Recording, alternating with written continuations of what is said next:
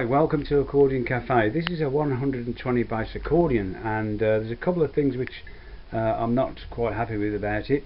The bass feels a little bit as if it's not engaging with the sliders properly, opening the reeds up, and so the bass feels a little bit muted. And also on the keyboard we've got a note which is a little bit lifted there. So we're going to look at the bass section, and we're going to look at the keyboard and see if we can find out what the problem is with the bass and rectify that note which is out of line with the rest. You can see down here that there's one slightly up there and there's one here that definitely is lowering down a bit.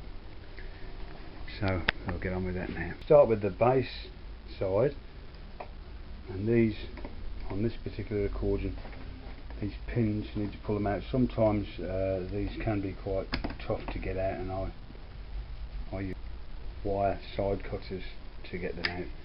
Just pinch on them carefully like that, but on this accordion they come out quite free. Now back to the front of the accordion.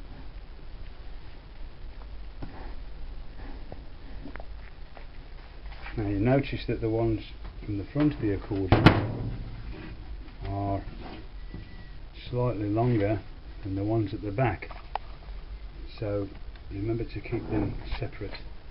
So now we should be able to lift the accordion up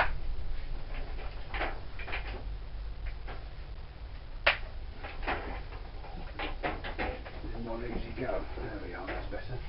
So we'll have a look at this bass section now.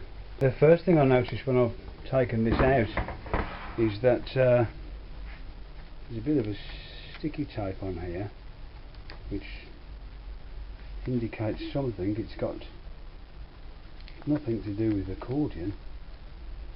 It's the cooperative avocados. Someone must have been a fruity player. Right, anyway, so let's have a look at these, see if these couplers are working.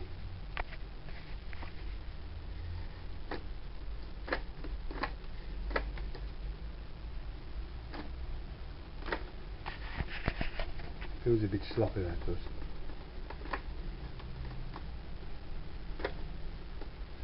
Now if we have a look, when we press the master coupler down, the one in the centre, the 4 voice dots on,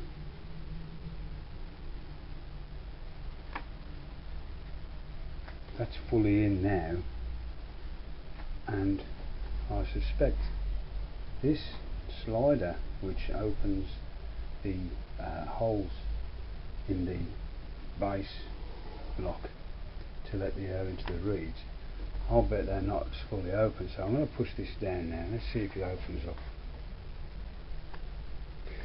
It opens up a little bit more, so I suspect that tape was put on there because it wasn't it's not opening fully.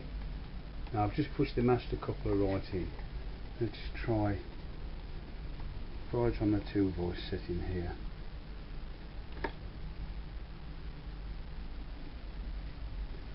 Now the 3 voice on the 4 voice setting.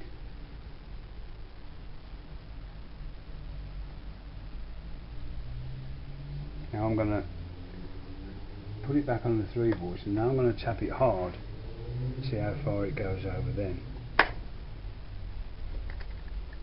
It's gone almost the whole way now, so there's wear on it somewhere. Okay, well I've loosened off that nut, so now I'm going to remove this. Oop, let's come out all.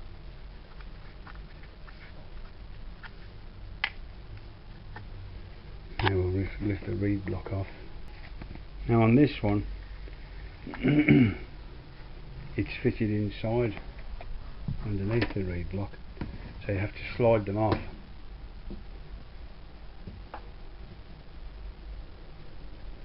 And that's where it goes into. You can see those, this part here.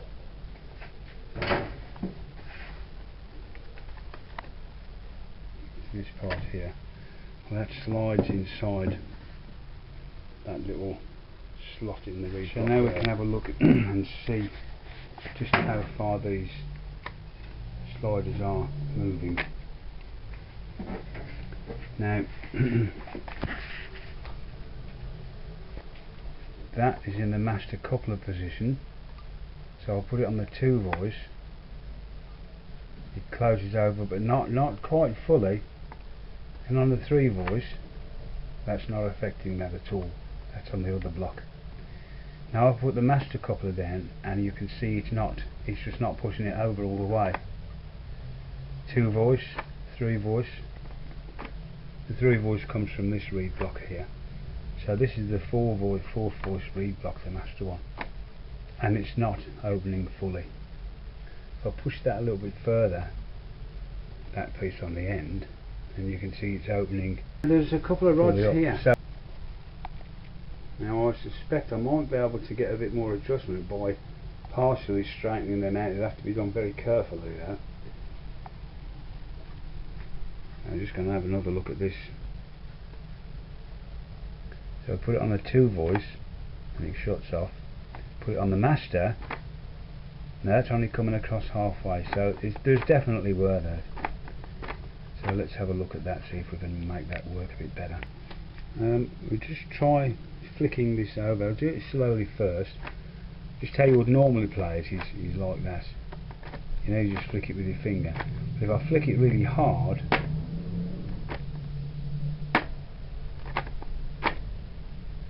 it comes over. But you know, you shouldn't really have to think about, oh, I must remember to flick that coupler hard because it doesn't work properly. That's, yes, you know, that's opened up almost fully now. But under normal practice, on normal playing conditions, you just press it and it opens. Now it's opened this time. I think we need to do some tightening up, or not tightening up, that's not the word to use for accordion parts, but I think we need to make a bit of adjustment, and I'm going to adjust. I'm going to try and adjust this one here, because this is the lever which operates this master coupler to operate the 4th reeds. What I'm going to do, I'm going to remove this circlip here and this circlip here, so that I can take this connecting rod off. And I'm going to try and straighten it on here in case I would crack off this part, which wouldn't be good. So let's remove that. I'm going to remove this these 2 circlips.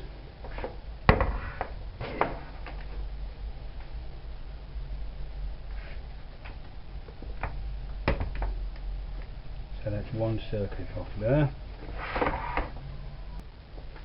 Well, that was lucky. That just went flying across the kitchen. That just went flying across the room, so lucky I didn't lose that one. Okay, so now we can remove this connecting rod here, and there it is. And I'm hoping that by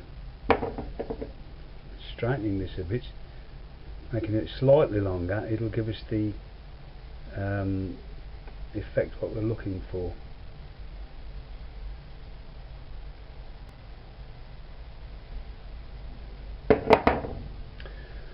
Well, I've lengthened it just a touch, and I just want to try it out first. So what I'm going to do, I'll just drop that in the other way up just for now, because I'm not going to put the circlips on at the moment.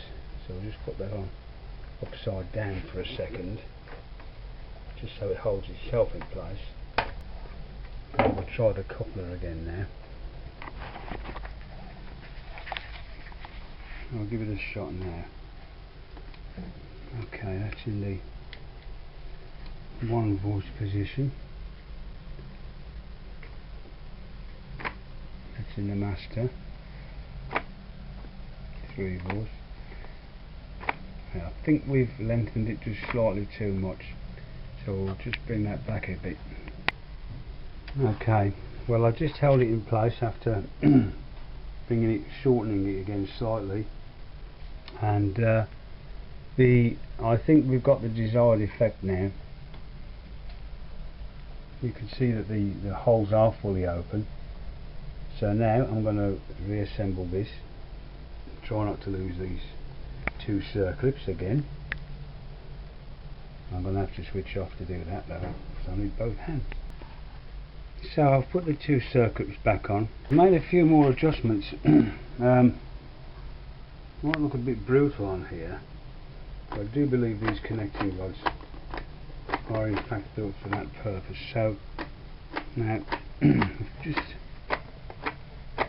you can see they're opening and closing now, fully open, fully closed, and the 3 voice setting is only operating the one which it's supposed to, which is that one in the middle, and the master voice, the 4th reed.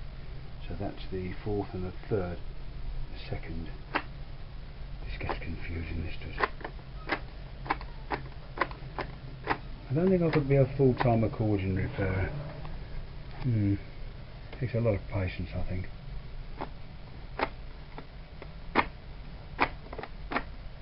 Right, we're going to give that a try now. Just noticed something else on this reed block here.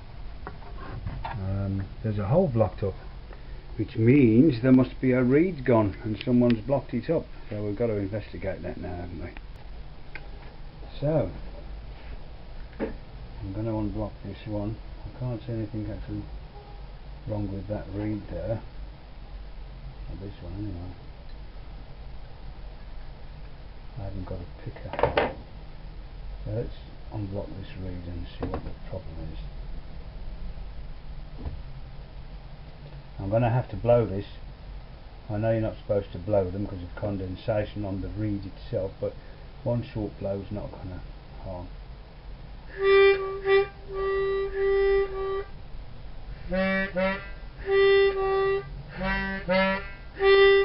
Well, I don't.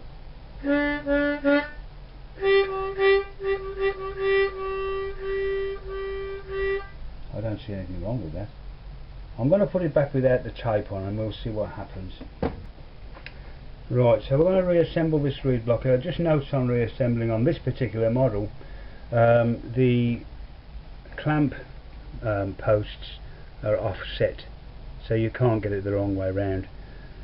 Because on the bass block, of course, the notes are not set like on the keyboard, you know, where they're going up a semitone. They're all over the place, but you can't get it on this particular one because the post holes are offset. So now we'll just put this back in here gently as he goes. You slide him along there like so.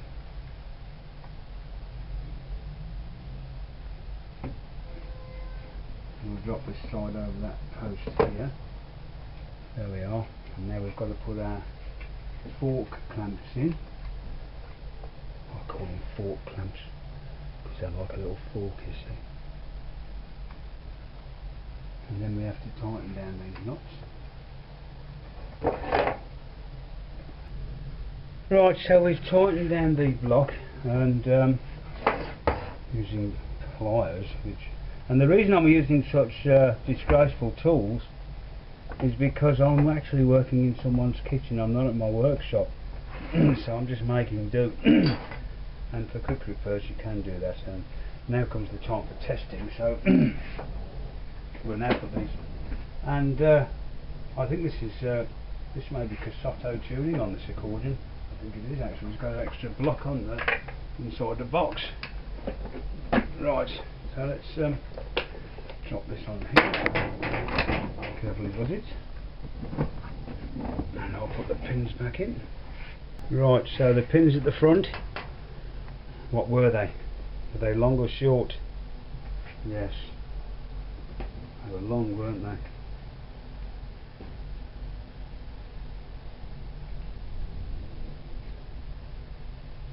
When you're working on an accordion, don't ever be tempted to oil anything. That would be a terrible thing to do. You can get a can of fresh air spray, electronics we use the air spray to clean off dust from microchips and stuff like that, because a particle of dust to a microchip is like a boulder to us, and it can do a lot of damage. And a microchip is really like a city. If you were to go up a few thousand feet and photograph the city of London, maybe not London, maybe Coventry, and then that's what you would see inside a microchip, and the amount of workings that are going on inside that city is quite comparable to the works that are going on inside a microchip. Still, let's give this a shot now. Right.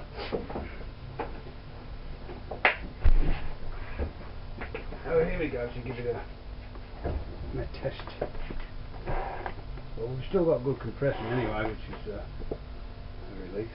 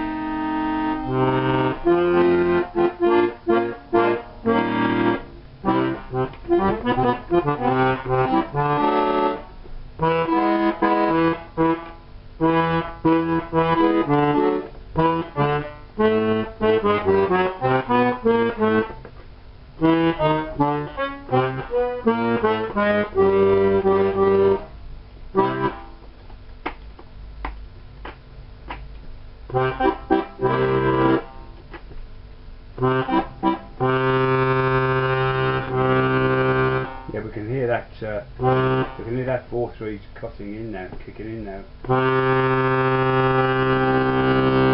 That's better, that's much better.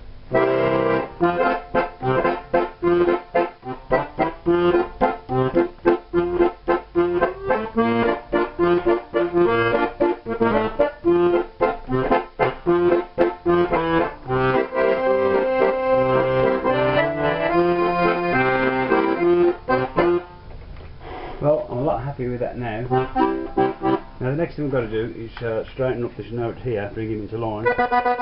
As you can see, it's a bit out of line there, so we'll just do a quick job on that now. There we are, and the note which is out of line is this B here. It's the second B up, going up the scale. There's your first B. Second B, that's B natural, so we'll have to take the grill off here. Someone's put a Phillips screw in there. Someone's been codging around with this, I think. We've got a little thumb screw here which we just undo. Whoops! See that? Nearly lost that one then. And now we need a Phillips screwdriver for the other side.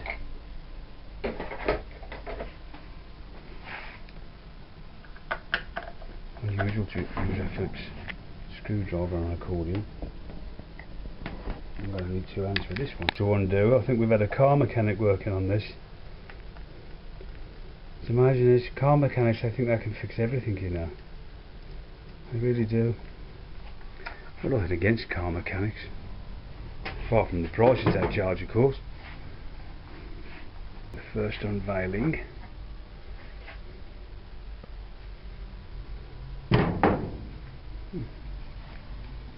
Yes, very nice, very nice.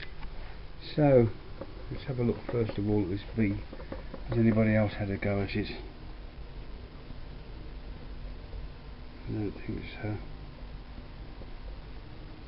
Now you can see underneath there's a second row of pads there, a third row of, another row of pads. It's opening up, it's and this has got the chamber that's what it's called, a chamber of another set of reeds, which gives it a nice mellow tone. Sounds particularly nice on jazz music. Right, so let's see if we can lower this note a bit. It's only got to be lowered a touch, so I think we can do that. Special tools for this job actually, which takes hold of the arm here and bends the arm, but it's also got a second part on the tool which stops any stress from being put on the pivot point or on the note itself, so you don't crack the note, because these are it's all plastic, you know, and if you try and just bend that, you'll crack the note off, and you'll have a big problem then, because then what you've got to do then is take out this rod here, which goes the full length of the keyboard. You have to take that out or pull it down until you come to the note there, and then get your new note and push the your spindle rod right the way through up to the top, and it doesn't show on the top, which is a job which takes a lot of patience and a lot of time, and it does take a lot of patience. So anyway, I'm just going to straighten this note up now. There we are, it's a lot better than it was. And that D was also out of line, that was up as well. So there we are. Okay, well that's about it for this accordion.